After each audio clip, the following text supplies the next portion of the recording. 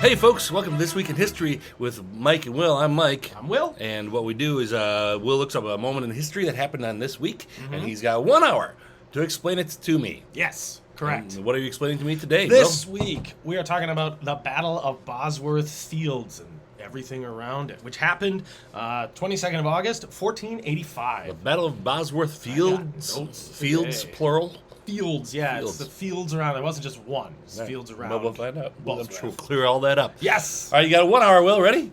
Set? Let me try. Go.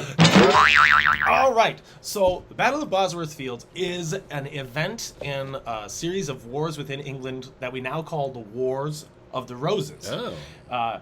It for the longest time, for about a century after they happened, they just called it the Civil War. But England had another civil war that they now call the Civil War. Okay. And then it's also confusing for us Americans to call anything but our Civil War the Civil War. I feel like Oh, just you wait. When we have a couple more, yeah, we'll start. Well, then naming we'll be them. like, hey, that one time where it was about slavery, and Yeah. then I think every country though that's ever had, like most countries have the Civil Right. War. Well, we have two already. We've got the North and the South, and then the Avengers. That's right. That's right. And I don't know who won that one. Neither do I feel I don't like- know who won either one. I frankly. feel like it was a mutually assured destruction kind of a scenario. Maybe. So this though, the roses are it's named for the chosen flower of two different houses of the English family line. Okay. There were the red roses and the white roses, Oh. and I'm trying to remember which is which now because I probably should have written that down. One is the white roses and Sounds one is the red roses. But the important thing are the names. There's the House of York and the House of Lancaster. And this is usually based around like the lands they're from. Okay. But it's just different lines within the exact same family, but it's like, oh well, our descendant was the second son of this king. Yeah. And our descendant is the fourth son of that king, but they're all technically related to the same king, Right. and therefore we should all be in charge. We're all roses. Exactly. So they're all technically part of the Plantagenet family, Okay. which is founded by Henry II, and then was King Richard, who we found out recently is just the worst. Yes, King awful. John, who's objectively better, but also terrible. A few Henrys. I think and then a couple of Edwards. At least 3 Edwards. And are a involved. partridge in a pear tree. That. So today, though, we're starting with Henry VI. Okay, before we do that, Yeah. is there a connection between the roses, red roses and white roses, and Alice in Wonderland, Lewis Carroll? I think so. Probably. Because they're so divided and they just hate each other. Yeah. These people hate There's a whole each other. scene where they're painting the Yep, roses. yep. Yeah. And they're like, we got him wrong. I wouldn't be, I think probably, Satire, perhaps. correct. Okay. English are good at that. Americans, getting there. I feel like we're a couple hundred years behind the English. I feel like the English have had longer to. We got be Mark satirical. Twain. Yeah, We got Kurt Vonnegut. we got a couple. We got a couple. I just feel like England is just. Sure. Well, I mean, they they've have been- Monty Python. That's they've like been- the epitome of satire. We have Saturday Night Live. That's true. We actually okay. There Yeah, we so go. that's fair. Yeah, I think we're starting to win the satire wars. Different media. right. Different media, but yeah, I think we're starting to get there. Anyway. Just as a people, Sure. though, I feel like the. Well, But then the French are sitting there like, we invented satire. We call it satire. We call it satire. Satire. What's We satire? just call that life in France. I'm 4 years old. I Oh, already know Frenchie. satire. What a hard life you had, Frenchie. All of them. So yeah, this whole thing starts with well, we can kind of say Henry V Okay. was he was the warrior king who fought at the Battle of Agincourt. He was considered like this kind of a lion of a guy. Shakespeare wrote a very flattering play about him. The fifth? Henry V. Yep.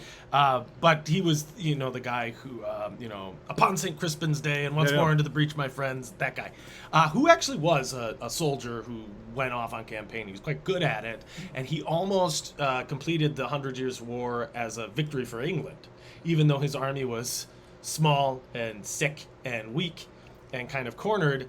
He just lulled the French into a muddy pit and beat Ah. up, and so he got a lot of fame, and also was a frontline fighter. Like that's a huge deal. a big deal. He's kind of an interesting story because he was a turnaround from being like a rascally, troublesome kid who maybe was like just a light, casual robber of people for fun, to being like this heroic king who like got his stuff together. Was like, okay, I'm gonna be mature and I'm gonna be a king. Yeah. And kings are expected to go kill French people, so I'm gonna go do that.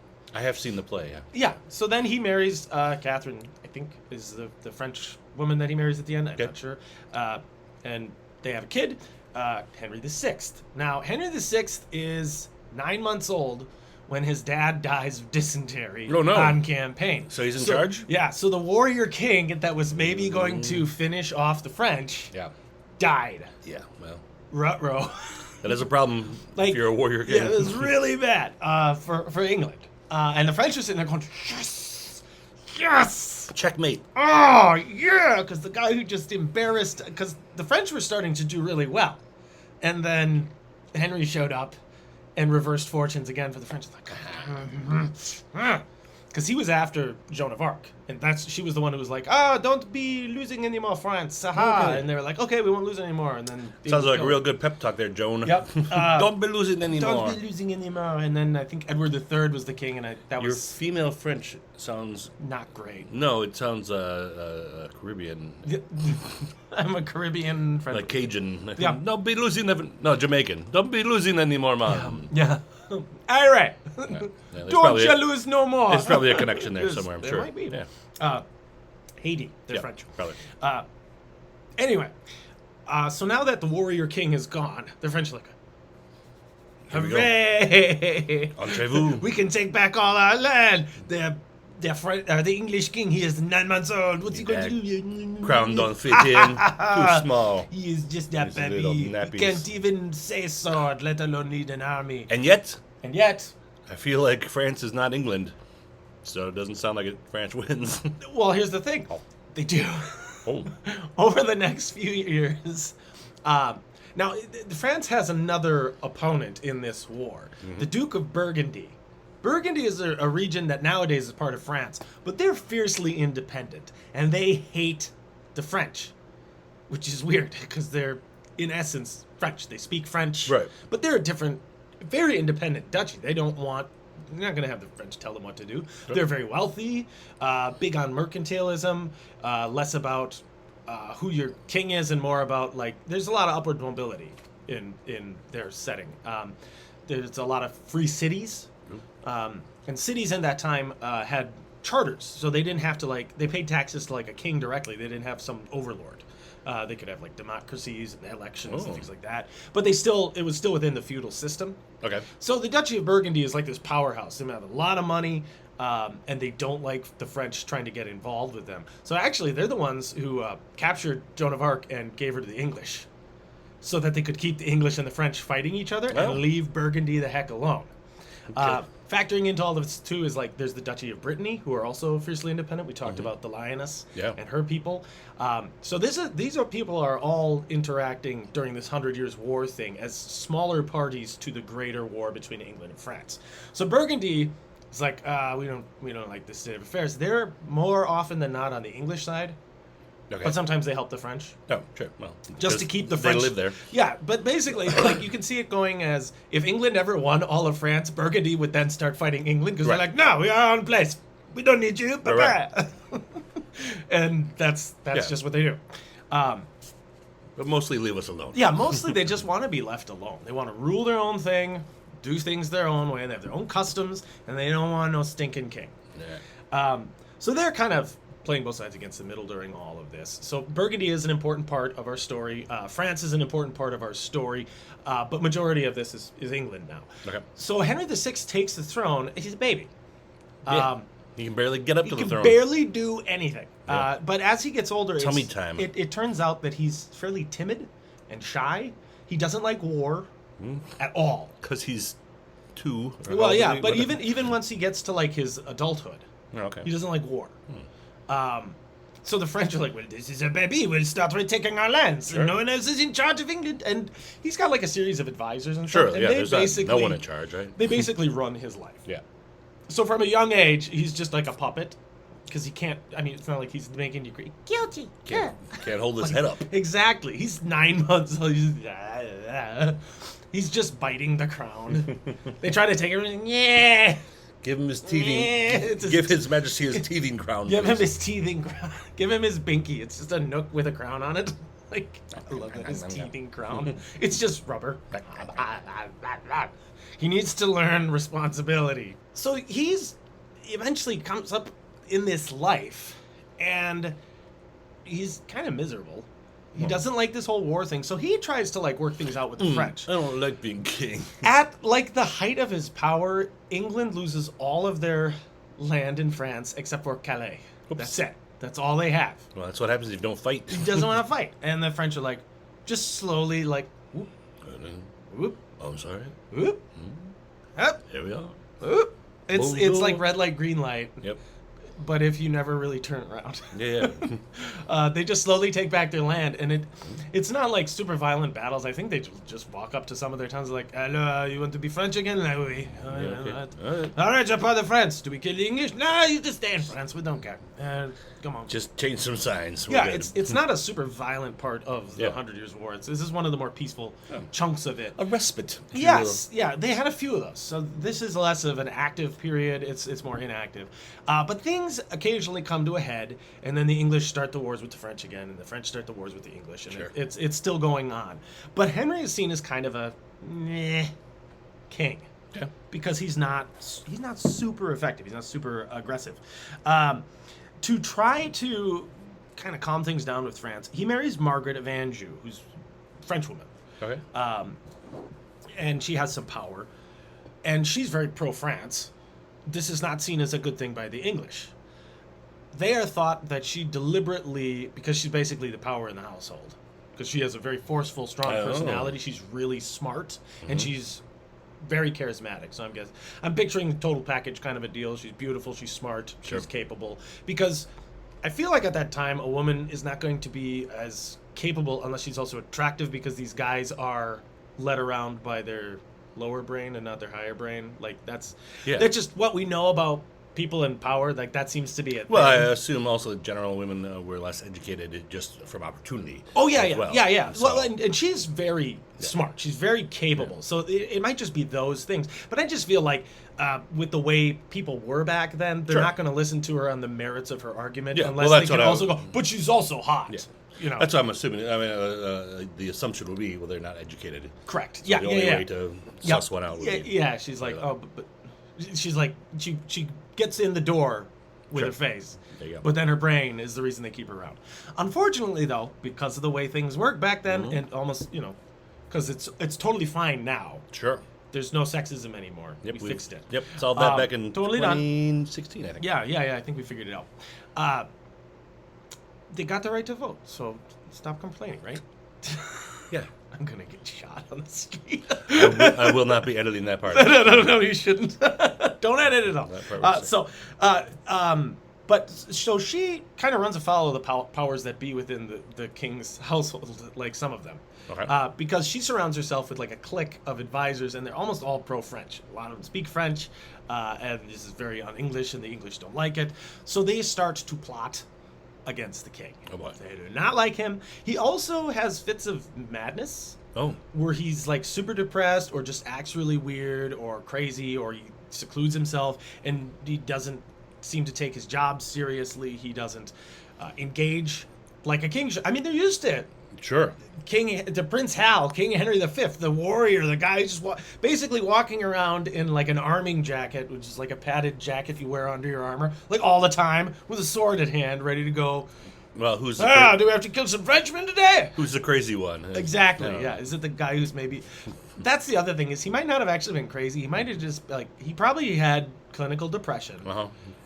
and just it did not like this impossible task thrust upon him. Right. You are a great man's son. The one way to cheer yourself up, son, go start a war. Yeah. I don't And wanna it's like, start I a don't war. want to start. Like, so he might have been today what would be a perfectly rational. Like, Sure. it's like you're not unhealthy. You just have a good heart. That doesn't mean you have like anxiety or a mental illness. It can cause those Sure, things. yeah.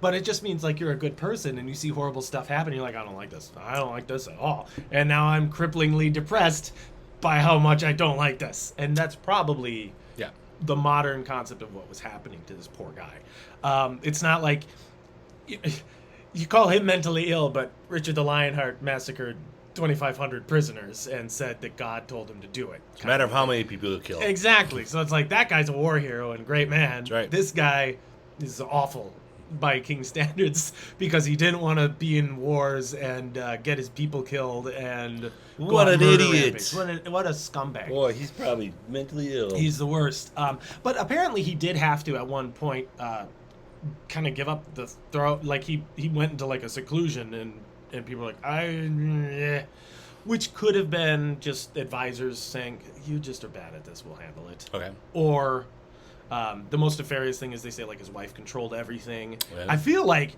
he didn't want to do the job. Right. So she was good at it, so she just kind of did it for him. There you go. But you know, it's history, so it's difficult to understand whether there's the hardcore sexism of it, of just saying no woman's going to run us. If she actually was kind of power hungry, if she was so pro France that she was undermining the war effort. Yeah. Was she a sleeper cell? Exactly. Like, what was exactly going on? It's difficult to understand.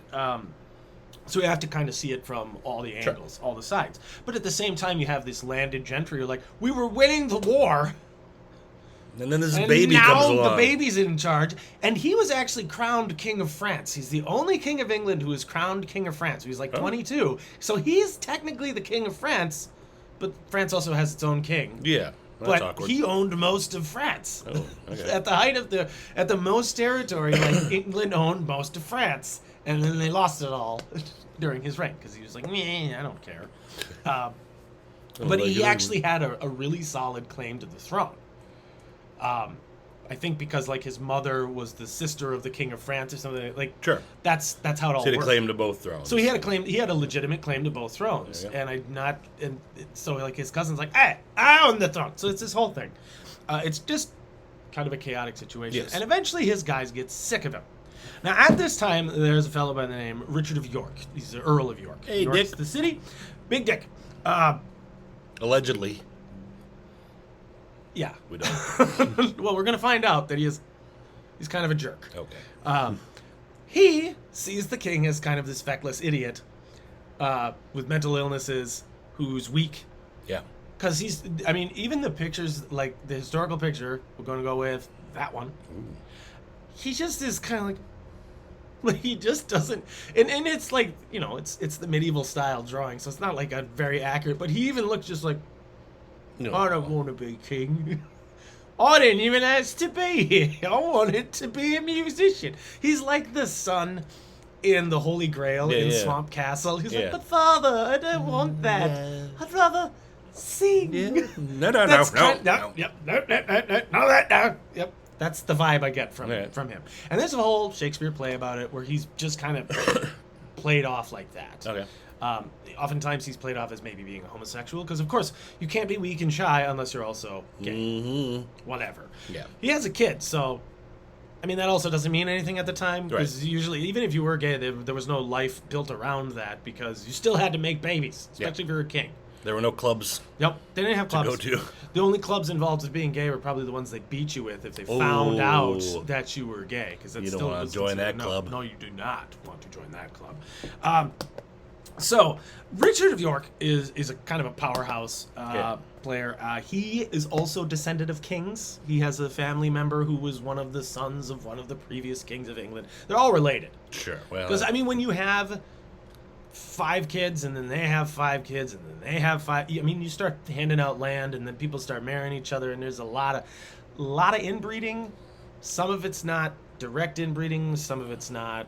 yeah. And then other times there's none of that. So that's where the mental illness might have come But from. it does remind me of another Monty Python sketch, the one you really like of the the Twits.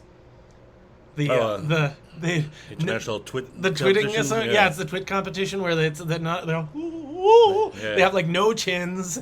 That's the whole concept. It's because they've had the chins bred right out of them. They just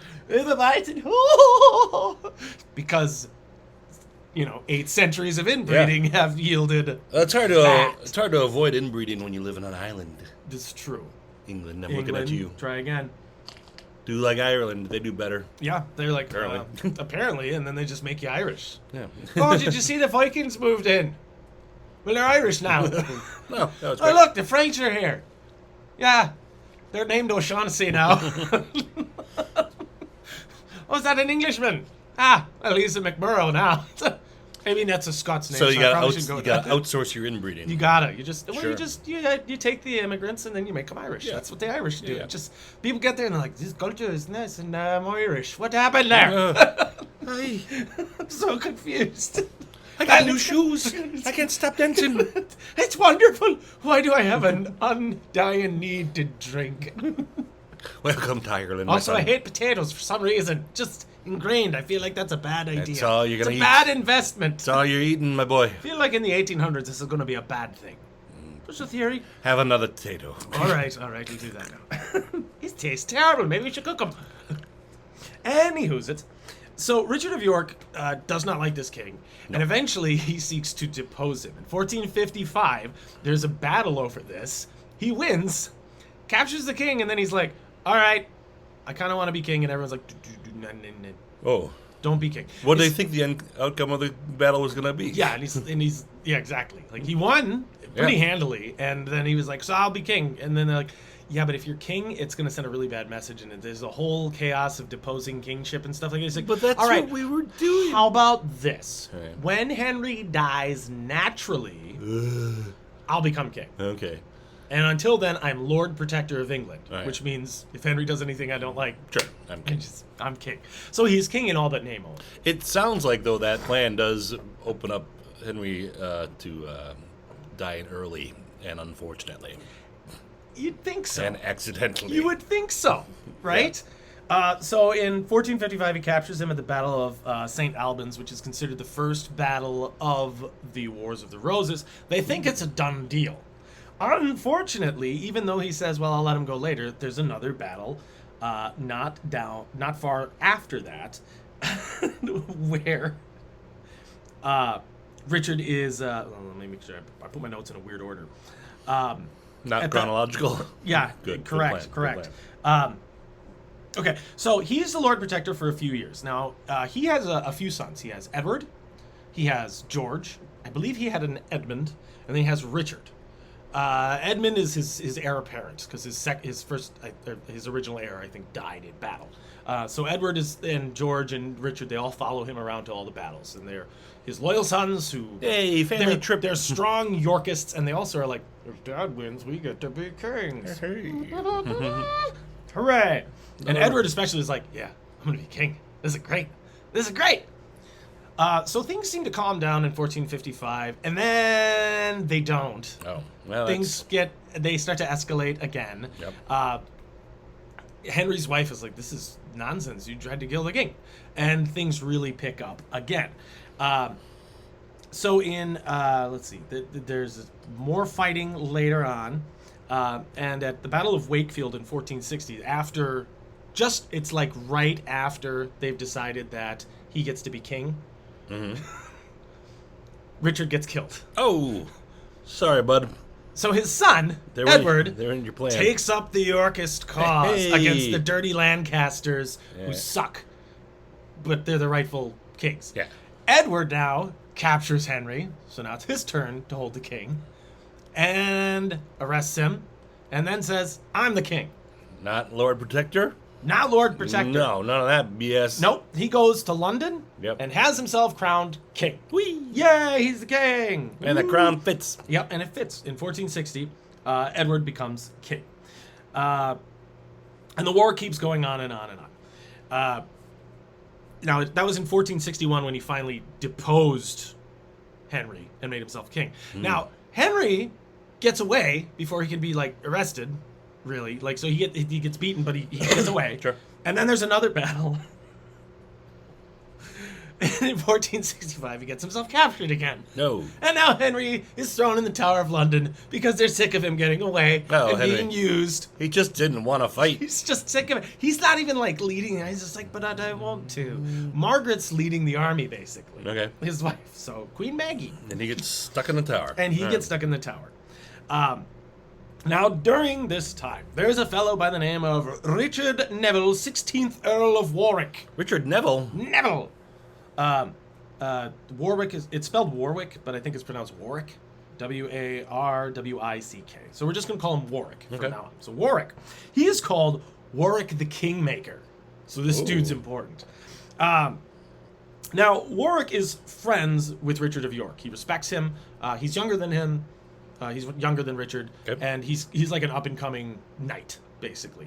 He's a lord. And he's very, very loyal to the Yorkist cause. When Richard dies, he becomes Edward's like right-hand man. So he's in every major battle of the War of the Roses from the get-go. Okay. He's in them all. Even the one, like, he got wounded in one and still showed up like the next day and fought there. What a Probably guy. not as much, No but he sick was days. injured. He didn't have enough sick days. Yeah, he did. Like, I gotta be there. I gotta be Yeah, there. yeah. I gotta be there. If I Gotta miss my punch sick in. days, I can't be put in for a promotion. So, the Kingmaker, which I just think is a great name. He was there when Henry was captured and imprisoned. He might have been the guy who got him. Oh, okay. Not really sure. Sure. But he was definitely part of that. Also the King Taker then. He could have been the King Taker. Kingmaker, But it's King thought Taker. he's like a lucky penny, this guy. Sure. He's really smart, and he seems to really understand the politics of the situation, specifically like France and Burgundy and Brittany and how all of that stuff works. So he makes himself invaluable to Edward. Edward IV is how he's crowned now. And Edward thinks he's got it pretty good. He thinks he's got a handle on this whole thing. Sure. The rebels are pretty much beaten. He's got the former king in prison. Now he's the king. It seems all legal and legit. Yep. Looking good. Right. For So old he's Eddie. he's trying to make it. He's starting to hand out rewards to all of his guys. So he makes Warwick the Lord Admiral. He's also of all of England. He's the steward of Lancaster Duchy, which is like Henry VI's former lands. Yep. And he also makes him the captain of Calais, which is like, that's the only chunk of France that England still owns. And if you're in charge of that, it's basically a constant wartime job because Oh, Calais yeah. is a major port and France always wants it back. And we're the only ones there. And you're the only city. So they're the beachhead for any future invasions, any Sure. work they might be doing, all sorts of stuff. So he's getting title after title after title. Apparently, at the time, he was making £7,000 a year, which is, it's funny money to us. Yeah. But at the time, that was more than any other noble made in revenue. Ooh, yeah. So he's very wealthy. And Sure. he's a powerhouse because apparently Because he's busy. he's not, yeah, exactly. So he is going around, he's fighting in all these battles, he's making friends, and eventually he starts being kind of like the diplomat to France. Oh, okay. So he goes to meet with Louis XI, who's, I mean, Louis's been doing really well for himself during all of his, like, oh, it'd be a shame if England was racked by civil war, and I could retake my ancestral lands. I do like France. I do. It'd be a shame if England just left Poitou forever. I would hate that to happen. Come on, Oh, boys. Look at the Aquitaine. It is lovely, no? And now, I'm here now. What happened? What Is a that happy- Calais? Oh, you guys take that. That's so nice for you. What a happy king. He's a very happy. I Yeah. feel like he must have been just real Sure. happy with him. Real Doesn't have to do pleased much at all. king. Just, oh, well, this is mine again. All Yeah. right, I'm the greatest king of France. Look how much territory I've taken from the stupid English. So Warwick is a big believer in making peace with England and making it last. Okay. Yeah, well, France and England need to making peace in England and then making peace with France so Okay. that the 100 Years' War doesn't get rekindled Yeah, and that's- burn everything to the ground again. Especially since like now he's got a claim. Sure. He's got stuff going on. oh, well, now it's important. I mean, it probably always was important to him Right, as sure, a but, citizen, just because he's like, oh my god, we have so much crap to do in England, and also now there's this crap going on in France forever. Because this is the end of the 100 Years' War. So yeah. We've been at this they've for- been at this for more than 112 years. This is generational warfare. This is 3 to 4 to 5 generations maybe of your family were born to this. I don't even know what we're fighting anymore for. Really? Yeah. Like a lot of people are like, well, technically, I think we're the king, but they're the king, but they're the king. I don't know. And as a peasant, your life doesn't change. Right. It doesn't matter who the king is because your life is always the same. Your accent doesn't even change. It doesn't probably. even change. No. Yeah, like there's people in Calais who speak like fluent French and fluent English, and the peasant people, and they're like, Just tell us what to paint the road signs. we've lived here for 700 years, and we speak both languages fluently, and we don't care. Just don't, burn the city. Oh, they're burning the city. Okay. All right, well, guess we'll rebuild the city. Dumb. And the peasants really hate it. They're the ones who suffer the most because Sure. this is when we're starting to see like total war concepts of burning fields, ravaging towns, things like that. A lot of the times in those warfare scenarios, you did not want to burn a village. No, you want... You fought in the open field next to the village. Because you want the village. You want the village. Yeah. Why would you kill all the peasants? That's so stupid, because then they're not going to farm, and then you're like, oh, great, now we have no You have to crops. farm? Ugh. Yeah. So that's like the rule of warfare is you just leave the peasants alone. Yeah. And as long as you leave, like, the merchant centers and the peasants alone, they will accept whoever is in charge. Right. It's a very pragmatic thing. I mean, the reason you went to war is you wanted the land. You wanted the stuff. Don't burn it. Don't burn it. You can't Burn the do that. stuff. So, All right. all this is going on, and Warwick says, "All right, we're gonna talk with the King of France, and we're gonna make everything cool, and try to make things better." Now, Edward is single at this time, so Warwick thinks, wedding bells. Aha! If we get a marriage between the ruling house of France Yeah, and the we- ruling house of England, No need to fight. no need to fight. They can And it fight. doesn't even have to be a blood relative of the king. So he proposes that the king's sister-in-law, of the king of France's sister-in-law, marry Edward. Okay. It's like, hey, it's a new king, it's a new Sure. ruling branch of the house. Your sister-in-law can marry. It separates it from your crown directly, so it kind of weakens the claim to the France thing. Yeah. And we can all get on with our lives, but also we'll be friends. Yeah. And the French king's like, well, that's not a bad idea. I like that. That's a good idea. Yeah. Dude, you guys gain, we gain. Ties our families together. We don't have to Less murder each fighting. other anymore. We don't have to murder each other anymore. It's a great idea, Tired. except the king is in fact married. Edward got married in secret, You, Eddie. and he didn't tell anybody. What are you doing? We had a whole plan. He did not tell anybody. So Warwick finds out, and he is pissed. Yeah, well. This makes him look like the biggest fool ever. On top of that, the king married a peasant. Whoops. Her name's Elizabeth. Oh, what was her name? I should have written down her last Nobody. name. Well, Woodville. Elizabeth Woodville. Okay. So she's in Woodville. Like, she's from a wooded village.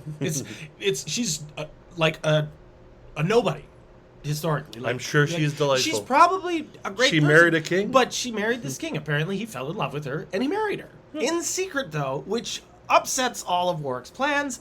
Nobody knew about this. And like, wait, whoa. What did you do? You married? I've been negotiating with the King of France, and I said you were on the table because you said go do what you needed to do for peace, and now you married her. Probably should have mentioned it, Edward. Why would you do that? You know how stupid I look? And then the king says, yeah, also, we're not going to do this whole peace with France thing. Oh, well. Sure. I don't want to do that. And Warwick's like, what are you talking about? What? Poor Warwick. What are you doing, man? Just trying to do his job. He was trying so hard. It's like, we just finished this stupid civil war. Now we're about to have, like, total peace with France, and you want to start it up again? What is wrong with you? What? And also, it's the secrecy of it. Yeah. It's the fact that his supposedly good friend and trusted king didn't have the decency to tell him what was going on. Could've mentioned it to somebody. And it makes him just look horrible on the international stage. It like insults the King of France. It insults him. It insults the woman that was involved in the proposal. It insults everybody. And it also insults England as a whole. Because they're like, well, it insulted like every nobleman that they didn't get their daughter married to the king.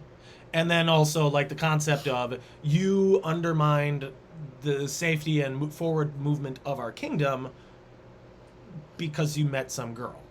See ya.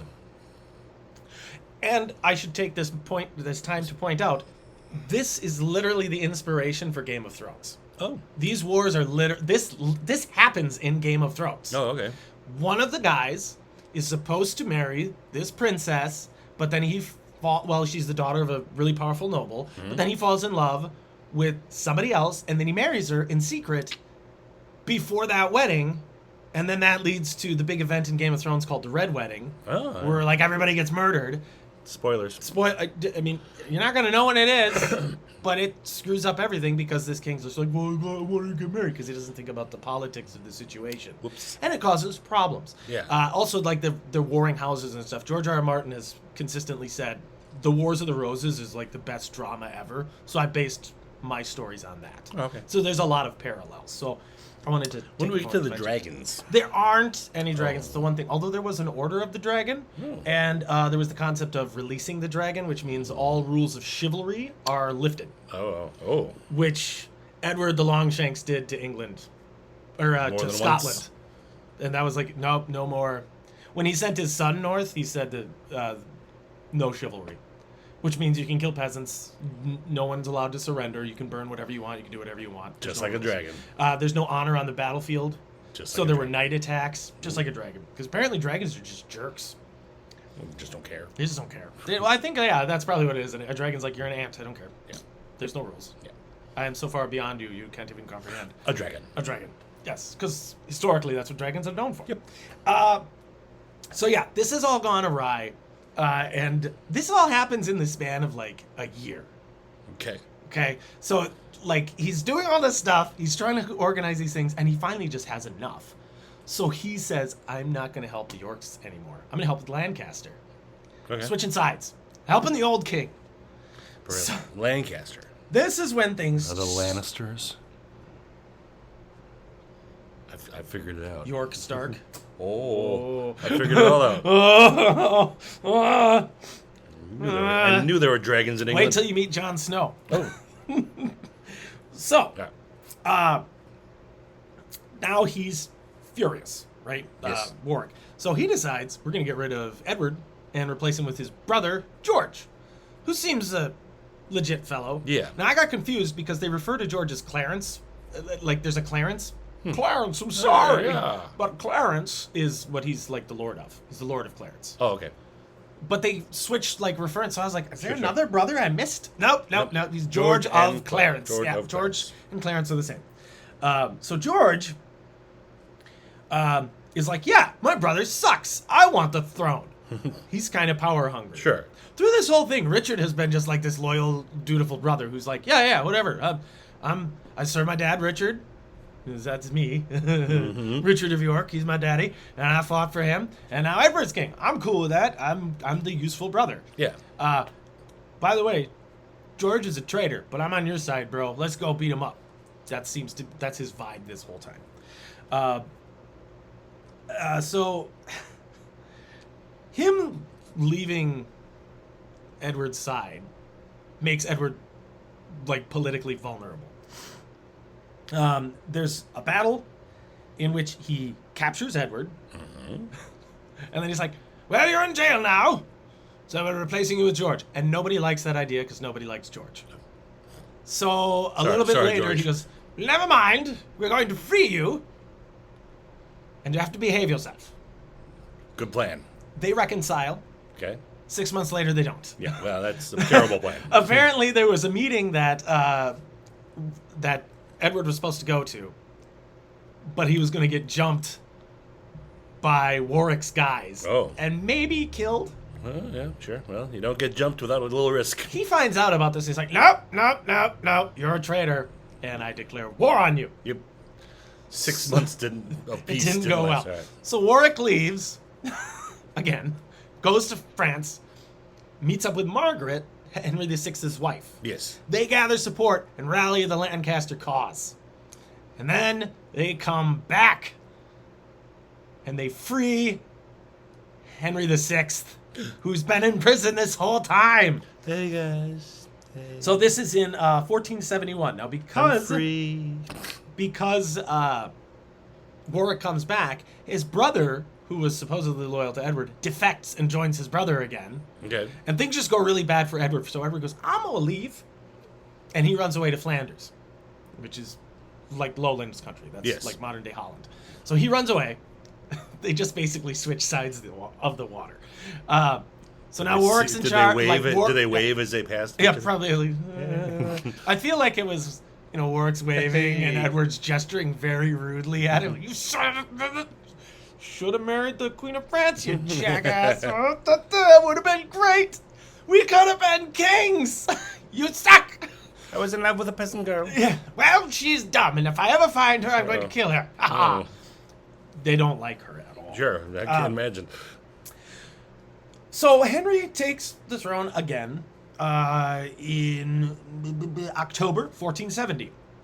However, in April 1471, so not much longer, like 6 months later, Yep.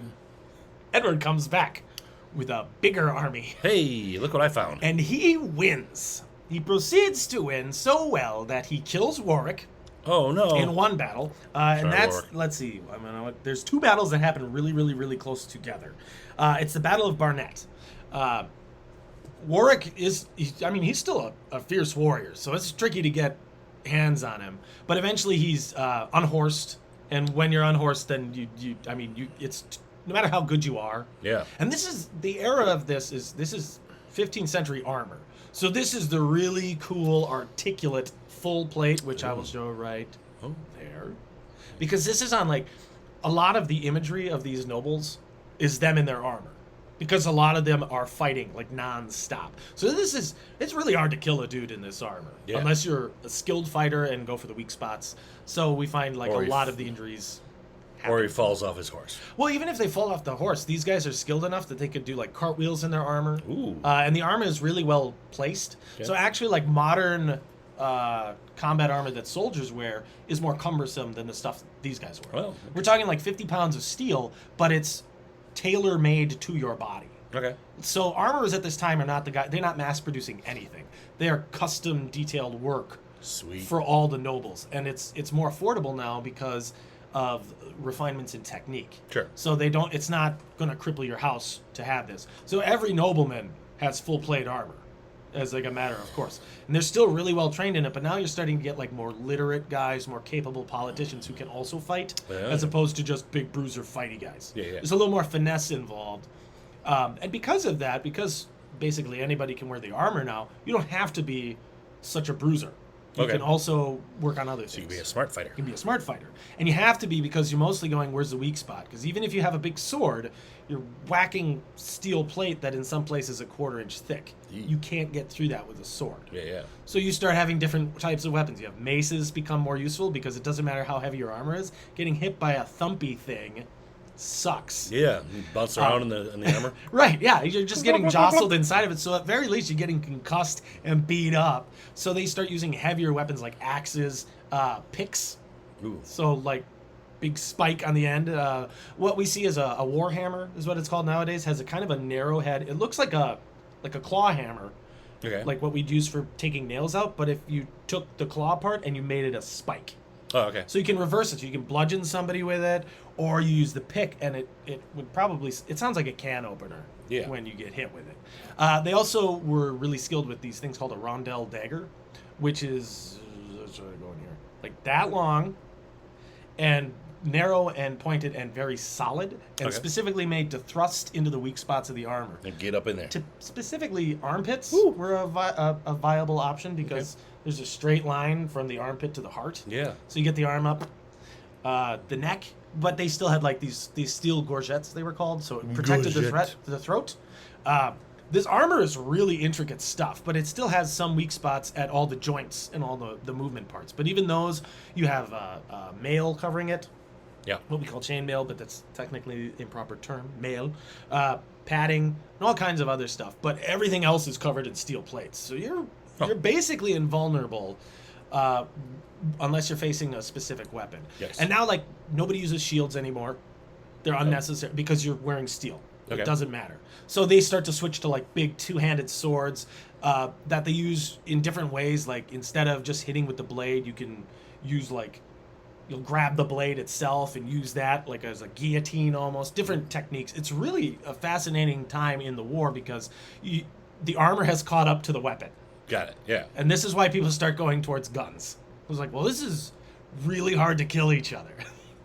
It's almost a better way because... make it easier to kill each other. The casualty numbers are much lower now. Okay. Because people are so well protected, they just get beat up and they're like, all right, I give. This is stupid. And that's what happens. Like at the Battle of Agincourt, a big problem with when Henry was fighting is the French knights got bogged down in the mud, and most of them got killed because they just got exhausted. And then the English, the archers were wearing very little, would run in and just knife them. Oh. It was horrible. Plus, they got shot like 16,000 times with arrows. And eventually, one finds a weak spot. And you die. Sure. Yeah. Yeah, it's horrible. So that's what's going on. This is just total chaos with these kings bouncing all over the place. Yeah.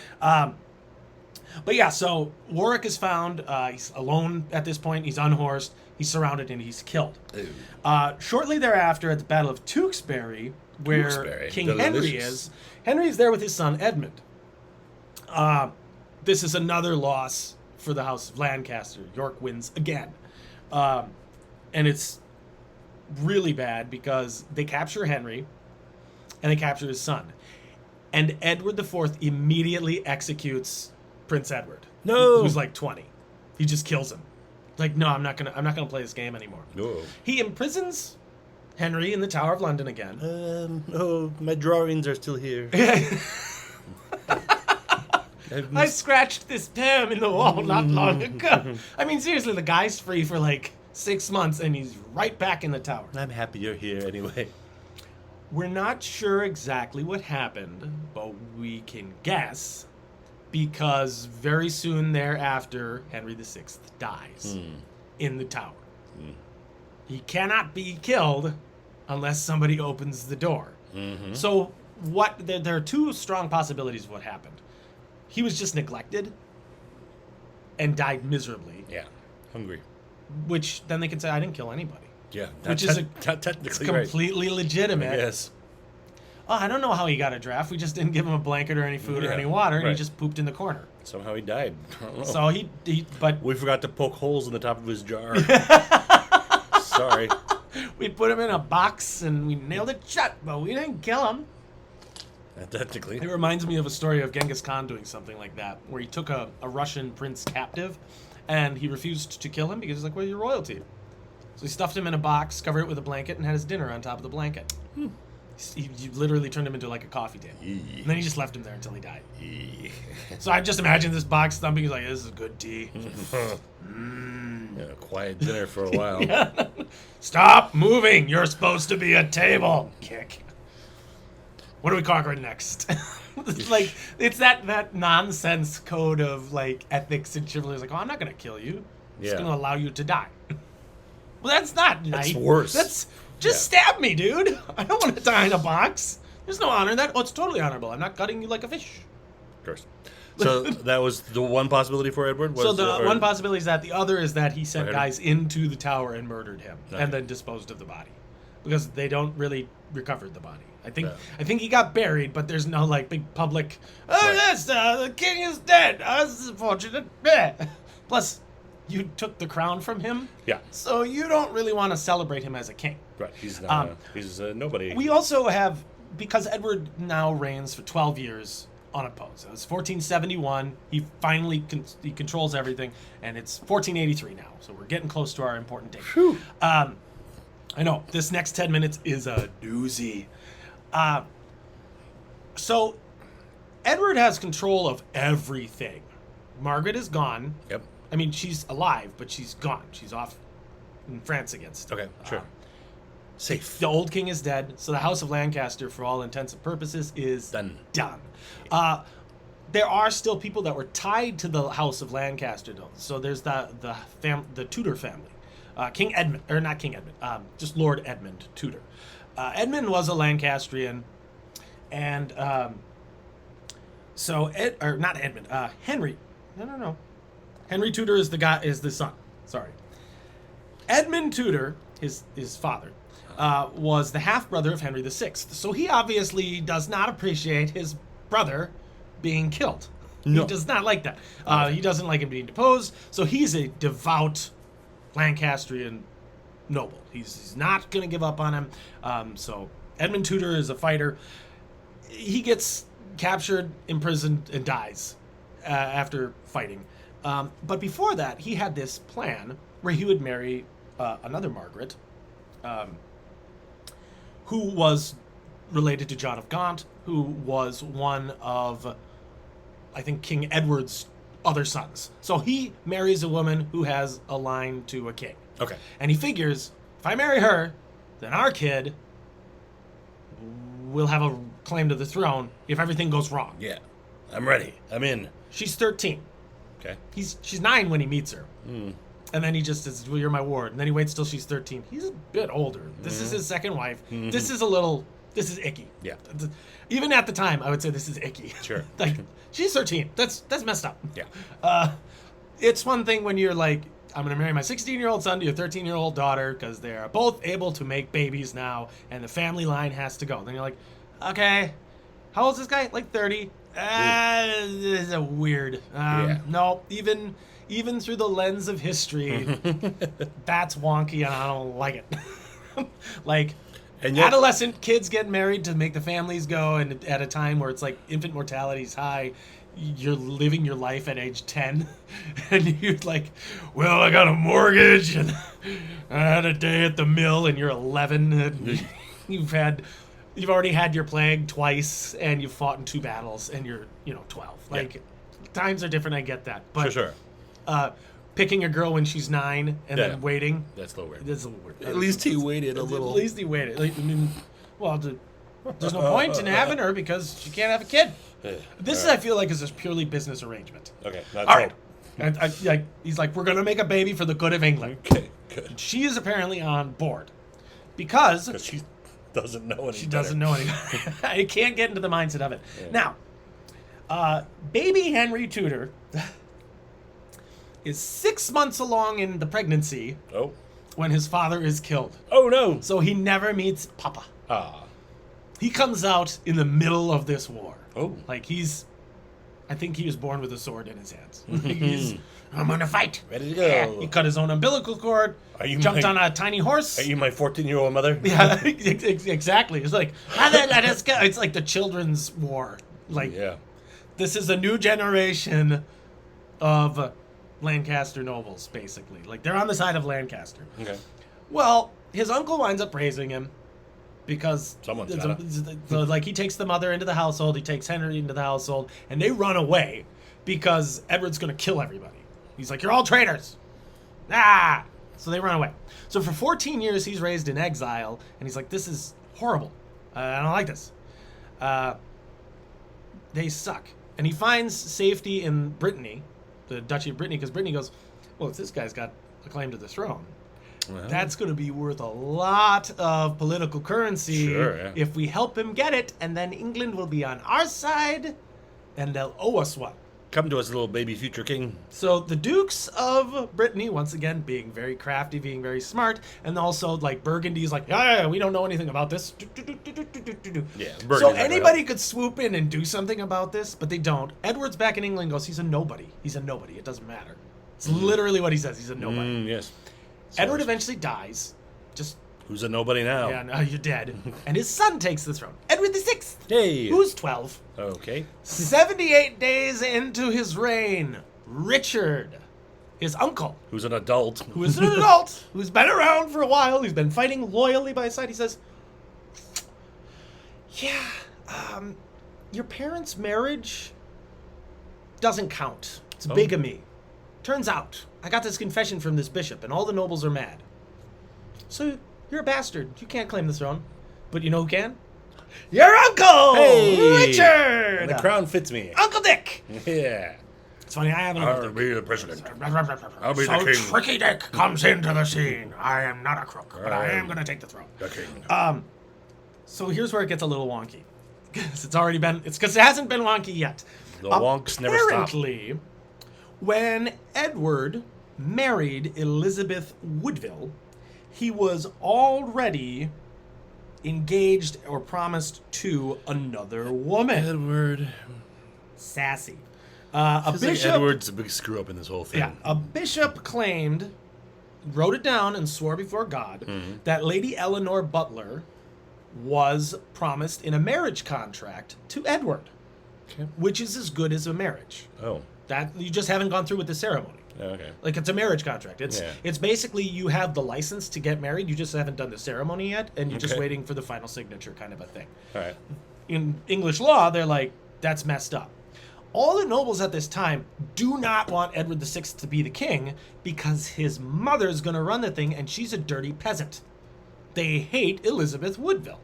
So what could have happened is, this is legitimate, and the king did a bad and married basically 2 women, which is not right. But I'm the king. What are you going to do? Yeah, exactly. And nobody said anything while he was alive. Because he was a blood-mad lunatic who killed, well, he wasn't a lunatic, but he was a medieval king, so he just killed people. Sure. Like, this is the guy who's like, I'm going to extinguish your line. Dead. Who wants to tell the king he's wrong? Nope, I'm good. Nope, I'm good. I don't want to. No, we're all just going to sit over here and pretend like nothing happened. So, so that's one thing that could have happened. Is that's all true? Or Richard and a bunch of nobles are a bunch of scheming bastards, and they said, you know what, we don't really want this woman running the kingdom. She's going to put all these people in power that we don't know, that we don't want in power. Okay. She's going to take away our power base, and she's a peasant. So who should be next? Richard, you're the king's brother. You do it. Boom. Because he doesn't have any heirs otherwise. There's also the other option of Richard orchestrated all of this and had been planning it for a really long time. Right. Because one thing we can look at is in 1471, right after Tewkesbury, right after the Battle of Tewkesbury, where Warwick the Kingmaker was killed, fighting against Edward, Richard's brother, Richard married Warwick's daughter. Oh. It was like his battle prize. So he married the Kingmaker's daughter. Which is kind of a big deal because it's like it was seen as a way to, like, you know, seal the rift. Yeah. But I see it could also be seen as a very spiteful move. Sure. Like, we killed your dad and now we're putting you in our family. So you get now we're going to talk about Shakespeare at the end Family of this for dinners just are a gonna be little bit awkward. to paint this. I want you to remember this for the end, okay? So, Which has got to be we're soon. almost there. So, Richard now is king. He becomes Richard III. Now, Richard is described it depends on which version of history you want to look at. He's described as a hunchback, a crookback, a monster, deformed, all these other things. He is also described as vigorous and energetic, as handsome. You could be all three. You could be all those things. You can. In Shakespeare, he has a shriveled arm. There's no historical anything about that. He's only ever referred to as a crookback by people who hated him. Other people don't say that. Now, Richard's body was found recently, in 2012. Like a parking lot, right? Yes. Yeah. It was in a weird spot because, well, we'll find out why. But they found it in a weird spot, and he did have psoriasis. Or not psoriasis, scoliosis. Sorry. Yeah, he might have had psoriasis. We don't know. But he had scoliosis of the spine, which would have made maybe one shoulder a little higher. But it wasn't some horrific deformity. Yeah, but if you're going to pick on the king, you can, look at him. He's limping. He's exactly. over. So, you know, every version of Richard III makes him look as just, he's supposed to look monstrous and gross, which also is super ableist and awful to suggest that just because he has a twisted moral character that his body should reflect that, or having some kind of physical issue.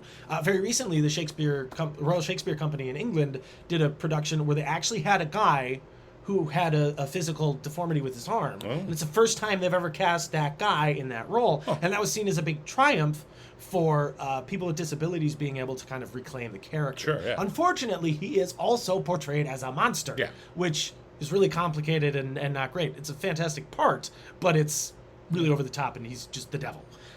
You do need bad guys in place. And here's why they think so maybe he was the devil. So he might have been behind this kid being deposed. Young King Edward VI was then thrown in prison.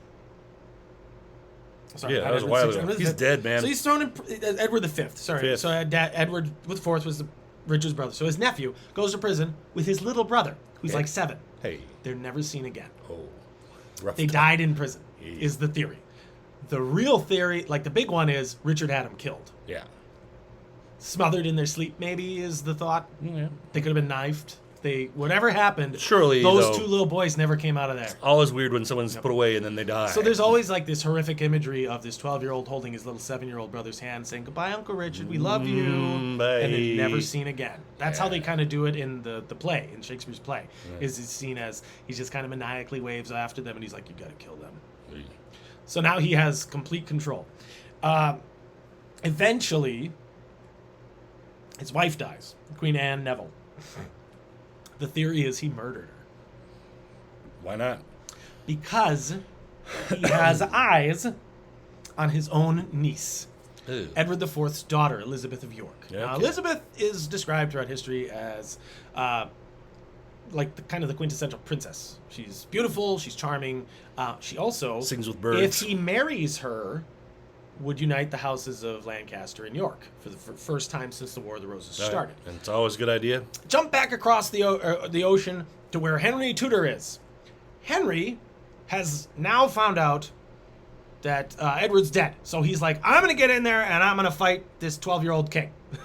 Sure. Then the Big 12-year-old man. king. Then the Big man. 12-year-old king gets deposed. He's like, okay, well, I was gonna maybe try to come in and stake my claim, but I really have to fight because this Richard guy's a monster, maybe, who probably killed those kids. Yeah. He gets an army together.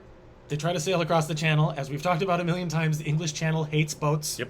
So the invasion, he almost lands with like a boat. Hey. And all these guys are like, hey, we're your friends. And then he finds out they're Richard's guys. He does not fall for the ruse. And he Uh-huh. goes back home. Oh, yeah. Meanwhile, though, all of these rebels had been getting together in England. And they're like, where's the rest of the army? And he's like, we had to leave. And they're like, crap. So they all leave England and go to where the army is. So now they don't have a split force. Now they have a whole army in one spot. And they get kind of amped up, they gather more support, and then Henry finds out that Elizabeth of York, who is his intended bride, because if he marries her, he can unite the families, Yeah. is going to marry her uncle.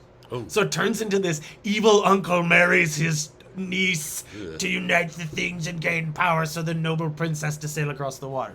So Henry sails across with his men. He brings with him like 5,000 guys, including 2,000 French, because the French are like, yeah, we hate England. Yeah, we'll do it. And We'll fight. the people of Brittany are like, yeah, we hate them too. And the Burgundians probably are like, yeah, we don't care. Go fight. You guys go fight. Have fun. Have fun. Have fun. So Henry Tudor comes in with his army. Richard gets together between 7,000 and 12,000 men. I hate these variables. But it's a bigger army. That's a big range. But Yep. yes. And they face off outside of Shrewsbury in the Bosworth field. Shrewsbury. Shrewsbury. It's not that there's the mountain or the hill of Ambion, Ambion, Ambion Hill. It's almost directly in the center of England. Okay. Which is kind of cool. It's like the battle for England, right in the middle. They meet on these hills, and Richard's like about to go to war, and he notices that the Baron Thomas Stanley and his brother Sir William have brought 5,000 men to the field, extra, Hey, and are sitting off on the sidelines. what are you doing, Baron? And that's what he says. What are you doing out there? He says, well, we haven't decided yet. Come on. We're like, whose side are you on? Well, we haven't really decided yet. You got all this way, and now you're just gonna wait till you see who's winning. So Richard does a bad. Mm-hmm. And he sends him a message and says, so your son's in my army. I'm going to kill him if you don't get over here right now. To which the Baron, I'm going to call him the Brass Baron because he's got some big brass balls, responds, I have other sons. Ooh. And joins with Henry Tudor immediately after that. Don't threaten to kill a man's kids and expect him to join you, because he's either going to, or more likely, he's going to be really mad. Yeah. And even if he does join you. Even if he does join you, how trustworthy is that Yeah. guy? Like, you just threatened to murder his family. Like, On the other hand, if you're the son, boy. thanks, Dad. Thanks, Dad. Richard's nobles around him are like, we're not going to murder this guy. Like, he's on our side. Yeah. Why don't we just... sir, we're about to be in a battle. It would take too much time to go and murder him. So let's go fight the battle and we can kill him after. Sound Sure, good? Sound yeah. good? All right, let's everybody break for lunch. This causes a huge problem because they just see Richard unhingedly say, I'm going to murder this guy if you don't join my side. So he starts hemorrhaging troops. They're just like, gotta go back to farming. Yeah. I left the stove on. It's not 400 years from not now. what I signed up for. I left the gas on. I left my keys. I got a phone call. Sure. I gotta leave. I gotta leave. Richard sees that stuff's going unwell, and he says, "All right, if I can get across the field really, really fast, and I can kill this stupid Henry guy, then they don't have anybody to follow, and I have to stay king." So he charges off with 3,000 men, beelines it for the middle of Henry's forces, and they're all looking on like, this guy's insane. Oh crap, he's trying to kill the king. Okay. They surround him, beat up his army substantially. He gets isolated, unhorsed. This is where the famous a horse, my kingdom for a horse. Yeah. The wounds found on his skeleton were an arrow through the leg, Oh. a knife in the eye, which didn't kill him. It was like it didn't go all the way in. Okay. So somebody tried to stab through his helmet, or maybe he tore his helmet off and he got stabbed anyway. Yeah. But the big one was a blow to the back of the skull that scooped out like half his brain. Ooh, yeah, that'll do I'm it. pretty sure that's the one that killed him. Pretty sure. Pretty sure. So down goes Richard III, Sorry, Richard. dead. Couldn't happen to a nicer guy. Couldn't have been a nice guy. Henry takes the crown, probably not on the body, because if he was wearing it, it got cut in half. Sure, yeah. He goes on to marry Elizabeth and becomes Henry Tudor, whose son is Henry VIII. We've learned about, yes. And his granddaughter is Elizabeth I. This is one of the most important battles in English history because it ends the Plantagenet line, which has ruled since Henry II back in the 12th century.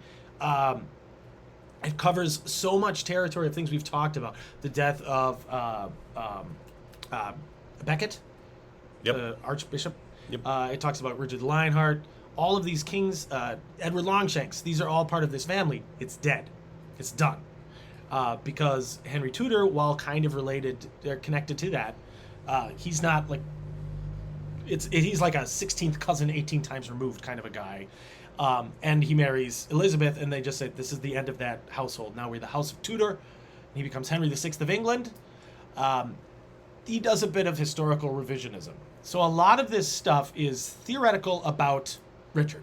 There are a lot of things that we don't know exactly what happened. His wife, for instance, could have just died. Yeah. And then he never married Elizabeth. There are no official plans that he was going to marry Elizabeth. This is all just rumor. His guys on his side said he was a good king. The guys against him said he was a monster. Strange that. The guys who won literally painted pictures of him being a hunchback. They took one of his most famous portraits, this one, Ooh. and the hump is added. It's exaggerated. They did a study of this painting, and that was like painted on after, during like Elizabeth's time. Sure. Shakespeare was paid a great deal of money to flatter this family. That's why he has his King Chronicles. They have the Hollow Crown series that came out recently. Yeah. And it's to paint the House of York as filth and traitors and monsters. They're all power hungry and power mad and greedy and selfish and horrible, horrible, horrible human beings. Whereas the House of Tudor, or not the House, well, the House of Tudor especially is gratified.